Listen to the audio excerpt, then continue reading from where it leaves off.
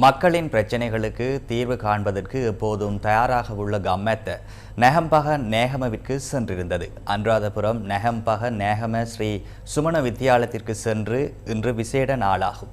பிள்ளைகளுக்கான குடிநீர் சுத்திகரிப்பு கட்டமைப்பொன்றை நிர்மாணிப்பதற்கான அடிக்கல் இன்று நாட்டப்பட்டது.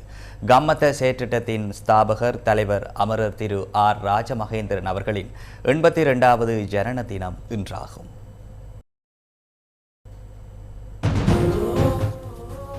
அனுராதபுரம் கல்நேவ பிரதேச செயலாளர் பிரிவுக்குட்பட்ட நேகம்பஹா நேகம் ஸ்ரீ சுமண வித்தியாலயம். இந்த பாடசாலையில் 165 மாணவர்கள் கல்வி கற்கின்றனர். அவர்கள் எதிர்கொள்ளும் பிரதான சவால் சுத்தமான குடிநீராகும்.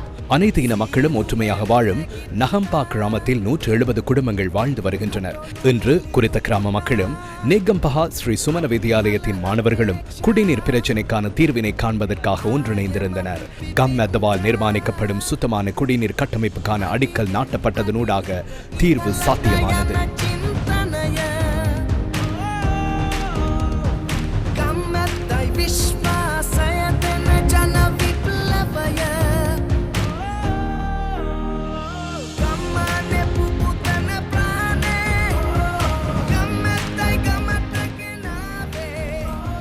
கல்நேவ பிரதேச செயலாளர் GMKR பிரியதர்ஷன, தம்புத்தெகம வலய கல்வி பணிப்பாளர், கல்நேவ கூட்ட கல்வி பணிப்பாளர், கல்நேவ போலீஸ் அதிகாரிகள் உள்ளிட்ட அரசு உத்தியோகத்தர்கள் பலரும் இந்த நிகழ்வில் பங்கேற்றனர்.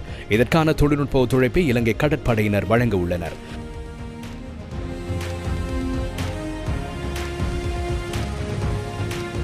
கேபிட்டல் மகாராஜா குழுமத்தின் முன்னாள் தலைவர், கமத திட்டத்தின் ஸ்தாபக தலைவர் அமரர் திரு ஆர் ராஜ் மகேந்திரன் அவர்களின் 82வது ஜனன தினத்தை முன்னிட்டு இதன்போது அன்னாருக்கு மலரஞ்சலி செலுத்தப்பட்டது.